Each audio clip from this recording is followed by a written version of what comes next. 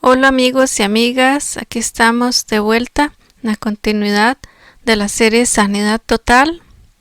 Esta es la segunda parte en donde queremos ver algunos desbalances y errores alimenticios comunes, porque aunque seamos vegetarianos y veganos algunos, aún así tenemos desbalances y cosas que tenemos que mejorar, porque todas estas cosas nos generan enfermedades y padecimientos y no nos permiten servir a nuestro Dios como debiera. Sí es importante decir que en todo esto necesitamos la ayuda del Señor para hacer estos cambios, porque sabemos que el ser humano es muy débil en la parte de la alimentación, en hacer cambios es muy reacio. Entonces que el Señor nos ayude para hacer estos cambios con toda la disposición para poder tener cuerpos más sanos y poder servirle mejor. El primer problema que queremos ver es las dietas altas en proteínas. Este es el problema del 90% de la población mundial, sean vegetarianos o no. Aquí vemos algunos ejemplos de platos mal balanceados. En el primero vemos que hay demasiada cantidad de frijoles en el plato y sabemos que los frijoles son altos en proteínas. También en el segundo plato está el tofu, que es soya, y está por todo el plato, o sea, hay mucha proteína también. En la tercera foto vemos que hay huevo, frijoles, queso, natilla y todo eso es proteína. Entonces es demasiada proteína. En el cuarto dibujo que vienen unos frijoles con tortillas y queso. Igual los frijoles y el queso constituyen mucha proteína. En el siguiente vemos el exceso de carnes y huevo también, que son proteína. Y en el último también mucha carne en el plato. ¿Y cuál es el problema con una dieta alta en proteínas? Vamos a verlo. Cabe mencionar que aquí estamos poniendo ejemplos también con carnes para aquellos que aún están consumiendo carnes y entonces para que también tengan ejemplos. En esta diapositiva podemos ver algunas de las enfermedades que se pueden generar como consecuencia de consumir mucha proteína. Vemos que se generan piedras en los riñones, que básicamente es la acumulación de calcio en los riñones y también en otros órganos como la vesícula. La osteoporosis también es la pérdida de hueso. Y entonces podemos decir que esa pérdida de hueso es la que se va para los riñones, ese calcio. También pueden generarse enfermedades cardíacas, sobre todo con la proteína animal, ¿verdad? Que traen mucha grasa. La gota también es una inflamación en las articulaciones cuando el ácido úrico se acumula en la sangre. También otra enfermedad que nos puede venir es el cáncer al tener tanta proteína y también debilidad en general. Y algo que se ha visto mucho es la madurez prematura.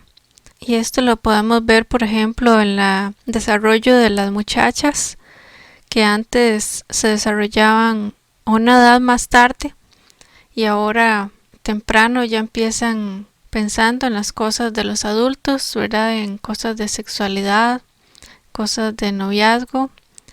Y aunque el cuerpo se desarrolla, la mente todavía no está madura para estos temas.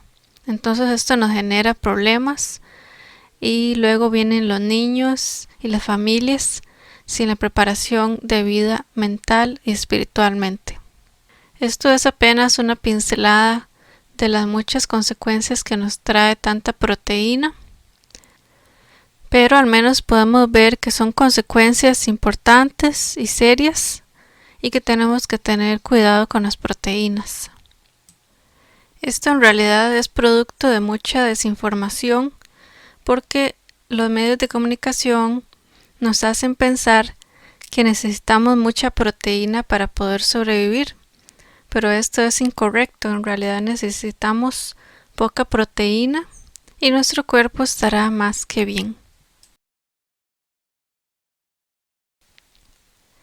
Bueno, ahora pasamos a otro tipo de desbalances, que es ingerir demasiados carbohidratos. Recordemos que los carbohidratos es todo aquello que se convierte en azúcar, por lo tanto todas las pastas, todos los panes, los tubérculos se convierten en azúcar. Entonces cada uno de estos platos nos muestran que hay exceso de carbohidrato en el plato. Las pastas, cuando se usan solo la pasta como plato principal y no le agregan otras guarniciones, por ejemplo la tortillita con la papa, ya la tortilla es carbohidrato y se le agrega más carbohidrato con la papa. Con la hamburguesa tenemos las papas que son tubérculo y los pancitos de la hamburguesa también son carbohidrato. En ese arroz vegetariano, bueno, está todo el arroz que es carbohidrato, entonces constituye gran cantidad del plato. Los pancakes, ¿verdad? Es puramente pan, y el otro extremo que tiene varios pancitos también. Hay que tener cuidado con el trigo, porque en general el trigo que se vende más es el modificado y nos genera mucha inflamación y problemas digestivos. Y en la esquina derecha vemos un plato de comida y está con demasiado arroz. Entonces hay que evitar eso también. La mitad del plato está lleno de arroz. Estos son apenas algunos ejemplos para que ustedes se den una idea de cosas que comemos comúnmente y que están mal balanceadas. Aquí podemos ver que los carbohidratos se pueden dividir en dos tipos. Carbohidratos complejos, que son los más naturales, que vienen con toda la fibra, y los carbohidratos simples, que son los que vienen con modificación industrial y traen usualmente mucho azúcar. Debemos evitar esos carbohidratos simples y preferir los carbohidratos complejos. Aún en los carbohidratos complejos tenemos que tener cuidado con algunos de ellos, con los que tienen ingredientes de trigo, maíz y arroz, porque estos han sido modificados y sabemos que nos perjudican grandemente. Entonces aún con los carbohidratos complejos hay que tener cuidado. Por ejemplo, el arroz se debe evitar y se puede sustituir con el quinoa, que es muy rico nutricionalmente y que también sabe bien. Y poco a poco ir haciendo cambios inteligentes que nos van a beneficiar la salud. Y volviendo al tema de los muchos carbohidratos, vamos a ver ahora las consecuencias. Cuando consumimos excesivos carbohidratos, esto nos produce altos niveles de insulina y de glucosa en el cuerpo. La glucosa a su vez se almacena como grasa corporal, entonces nos hacemos gorditos, ¿verdad?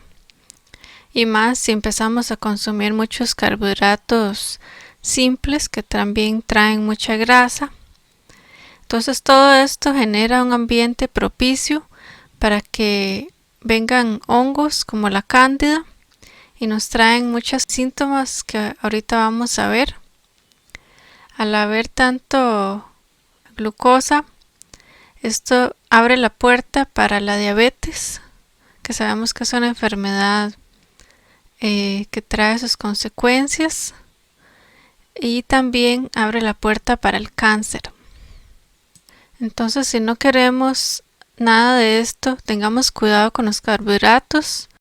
En un tema futuro vamos a ver cuál debería ser el balance del plato, pero por ahora sepan que tienen que tener un plato balanceado, no puede ser ni la mitad ni todo el plato. Aquí vemos algunos de los síntomas que podemos tener si estamos con una dieta alta en carbohidratos. Por lo general se está siempre cansado, con desgano de hacer las cosas, de trabajar, con sueño tal vez. Las emociones se nos ven afectadas, suben y bajan. Estamos también, puede ser con ánimo intolerante. No aguantamos que nos digan nada porque ya rapidito explotamos, decimos alguna palabra fuerte. Sufrimos también desbalances hormonales, puede ser.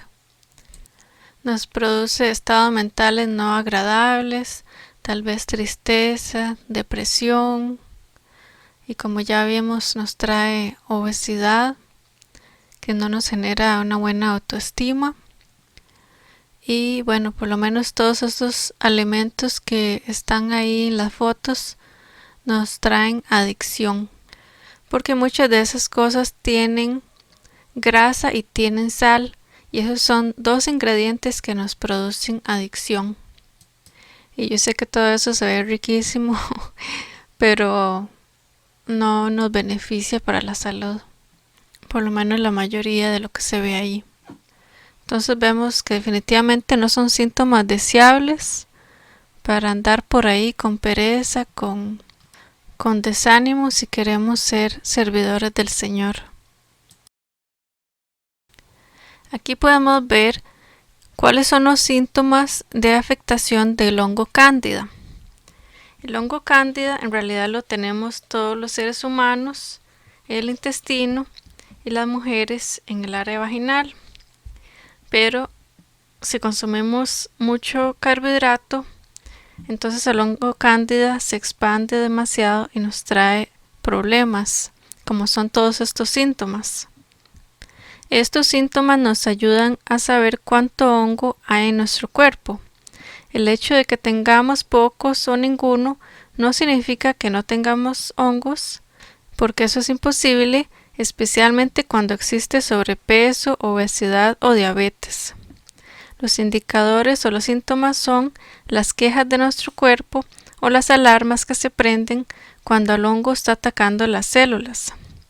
Todos los cuerpos son diferentes, hay cuerpos que se quejan mucho y tienen muchos indicadores, y hay cuerpos más fuertes que casi no se quejan porque son cuerpos de constitución más fuerte, pero aún así están llenos de hongos que le reducen el metabolismo.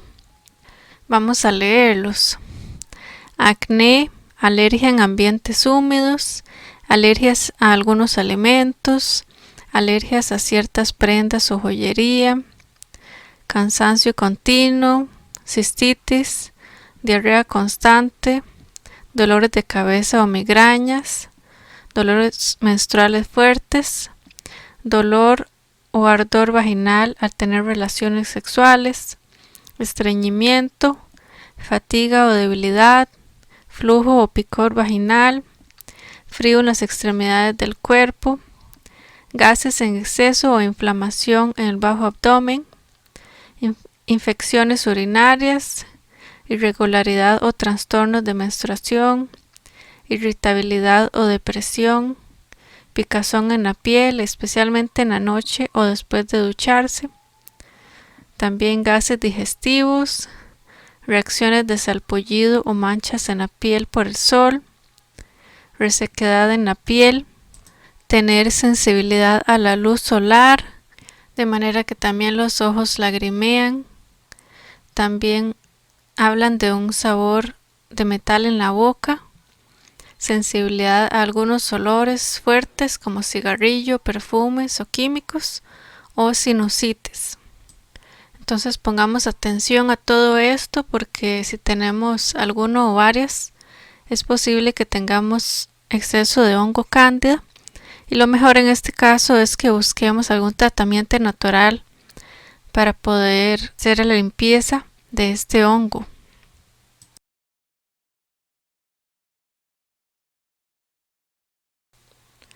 Y por último, uno de los errores más comunes que se hacen en la alimentación es mezclar las frutas con otros alimentos. Y ahorita vamos a ver las consecuencias de esto, pero mientras vamos a ver ejemplos. En la primera foto podemos ver un desayuno y ahí hay como unos sandwichitos con unas frutas y están bebiendo sea jugo de naranja o jugo de manzana. Y esto no lo podemos hacer, no lo podemos mezclar con pan u otros alimentos. Solo con frutos secos se pueden comer las frutas. En la segunda foto vemos que incluso ahora hay ensaladas que llaman exóticas y entonces tal vez meten piña o otras frutas y entonces estamos revolviendo frutas con vegetales. Esto tampoco es correcto. También vemos en el final a la derecha está un almuerzo y pedimos alguna bebida natural de fruta. Entonces también ahí estamos mezclando la fruta con otros alimentos.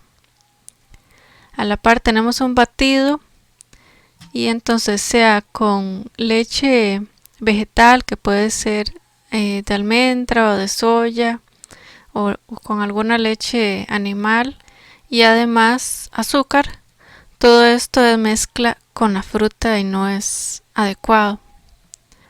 Otra cosa que al menos a mí me encantaba era comer cereal con banano y con fresas y por supuesto sabía riquísimo, pero ahí lo estamos mezclando con el cereal y eso no se puede. Bueno, también está mezclado con la leche.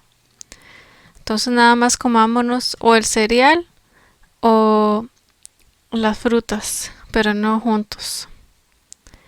Y también hay postres que les agregan frutas y eso tampoco lo queremos. El consejo sería entonces que las frutas ni van a ser como un aperitivo ni van a ser de postre.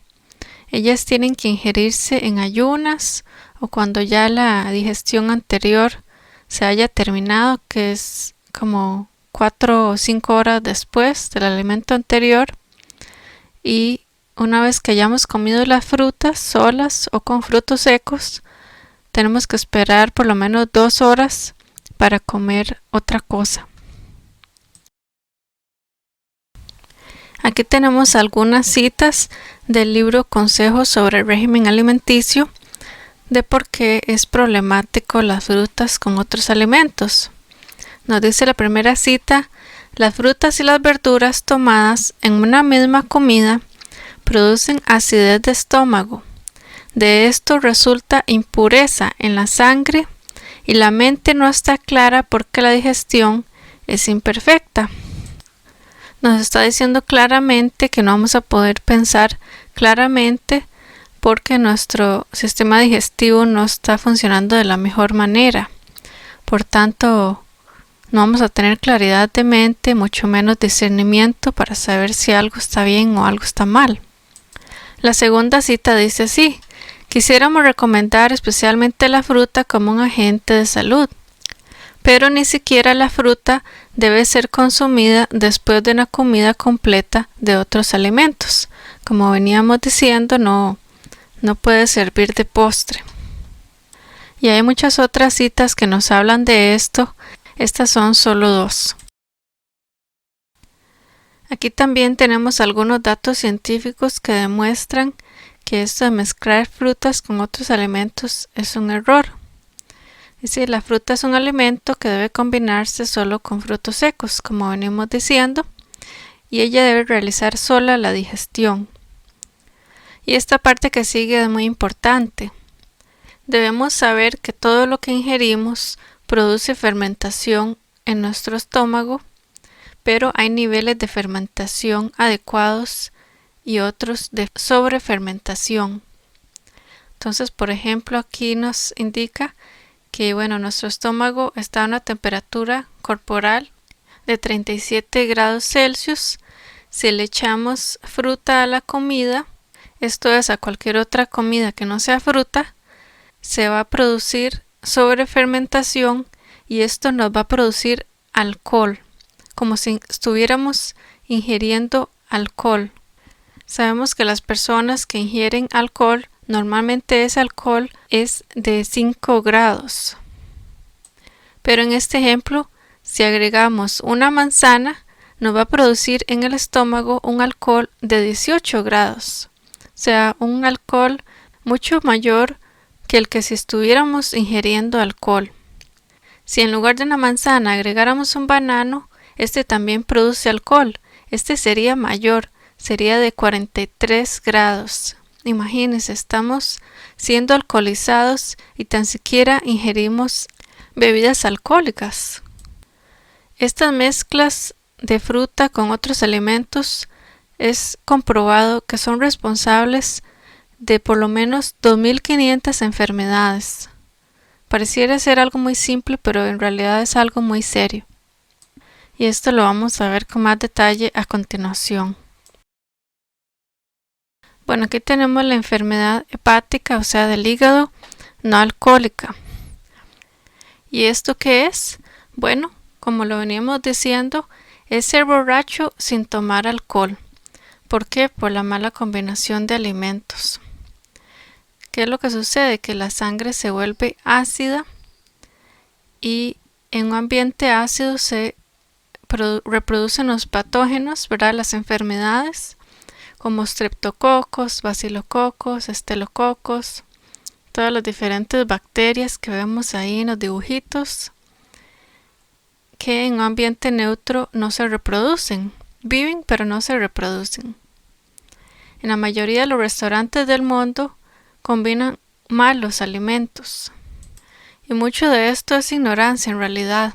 La incidencia de la enfermedad por hígado graso no alcohólico es mucho más frecuente de lo que creemos.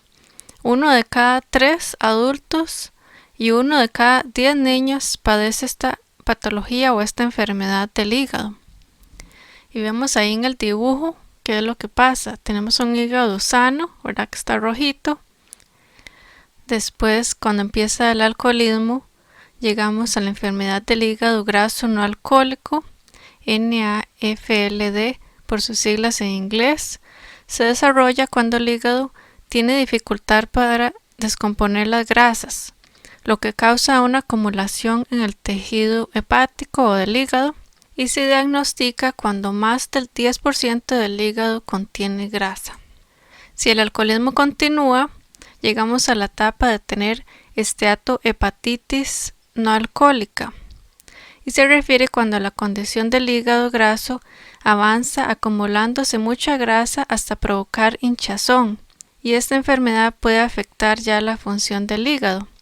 Algunos de los síntomas de ella incluyen pérdida de apetito, náuseas, vómitos, dolor abdominal y también ictericia, que es una coloración amarillenta de la piel, y las mucosas que se produce por un aumento de bilirrubina en la sangre.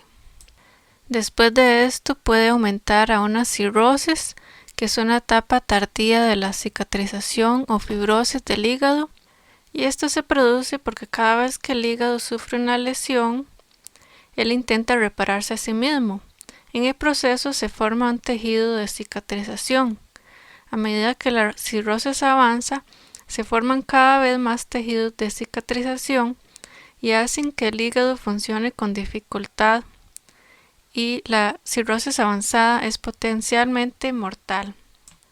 La cirrosis por lo general no da señales ni tiene síntomas hasta que las lesiones hepáticas se hacen grandes.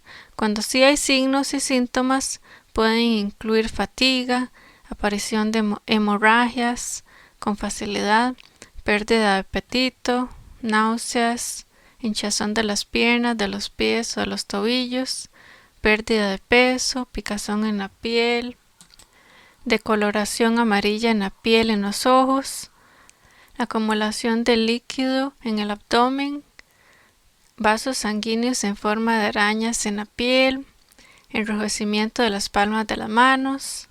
En las mujeres, ausencia o pérdida de periodos no relacionados con la menopausia.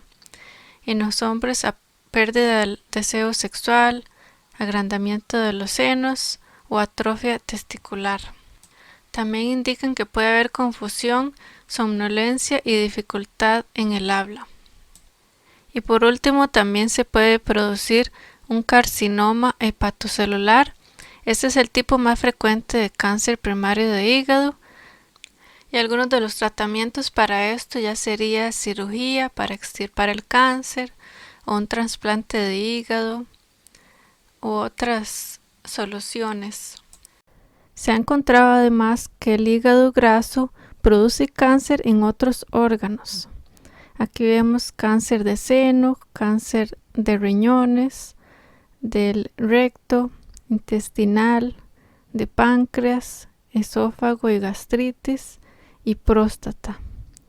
Imagínense todo esto que ha sido provocado por el simple hecho de mezclar frutas con otros alimentos. Es mejor corregir nuestra nutrición y evitarnos así todas estas enfermedades. Otra de las recomendaciones la encontramos en el libro El Ministerio de Educación acerca del consumo de la carne.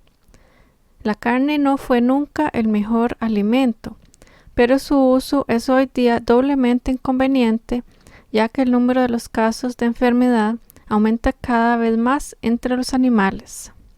Entonces, si los animales están enfermos, también nosotros vamos a ingerir esas enfermedades. Después de un estudio dramático de 6.500 personas en la Universidad Cornell en 1990, hace rato, Ornish escribió una parodia sobre el refrán publicitario usado por la Asociación Norteamericana de Carne Vacuna. Y él dijo lo siguiente: la carne, la mejor comida para asegurar la muerte de la gente. Y eso fue a lo que él concluyó después de ese estudio extensivo de 6.500 personas. O sea, definitivamente encontró que no producía ningún bien el ingerir carne. Entonces lo mejor sería eliminarlo de nuestra dieta por nuestro propio bien. Y por último vamos a leer esta cita del libro Joyas de los Testimonios, tomos 3, que dice: enséñese a la gente a preparar alimentos sin mucho uso de leche o mantequilla. Expliquémosle que llegará pronto el tiempo en que será peligroso usar huevos, leche, crema o mantequilla, porque las enfermedades aumentan proporcionalmente a la maldad que reina entre los hombres. Se acerca el tiempo en que, debido a la iniquidad de la especie caída, toda la creación animal gemirá bajo las enfermedades que azotan nuestra tierra. Dios dará a su pueblo capacidad y tacto para preparar alimentos sanos y sin aquellas cosas. Descarte en nuestro pueblo todas las recetas malsanas. Entonces la recomendación es eliminar todos los productos de origen animal, en realidad, por cuestión de las enfermedades que hay en los animales, y toda la maldad trae más enfermedades. Entonces lo ideal sería que tengamos un régimen alimenticio vegano. Y esto lo podemos lograr poco a poco, progresivamente, con ayuda del Señor. Después de ver todos estos desbalances y errores alimenticios, pregunto: ¿podemos servir a Dios con un cuerpo enfermo? Yo creo que no es justo, ¿verdad?, que el Señor nos haya creado sanos y que nosotros le entreguemos una ofrenda enferma, una ofrenda que no está dispuesta a servir realmente. El Señor desea nuestra salud, el Señor desea nuestra felicidad. Dice en 3 de Juan 1:2: amado, yo deseo que tú seas prosperado en todas las cosas y que tengas salud, así como prospera tu alma. El Señor está más que dispuesto a ayudarnos a hacer todos estos cambios para que podamos ser más felices, podamos tener más paz, podamos entender su palabra mejor y servirle mejor. ¿Estás dispuesto? Si no es así, oremos al Señor, porque Él nos da, dice su palabra, tanto el querer como el hacer, su perfecta voluntad. Que Dios te bendiga.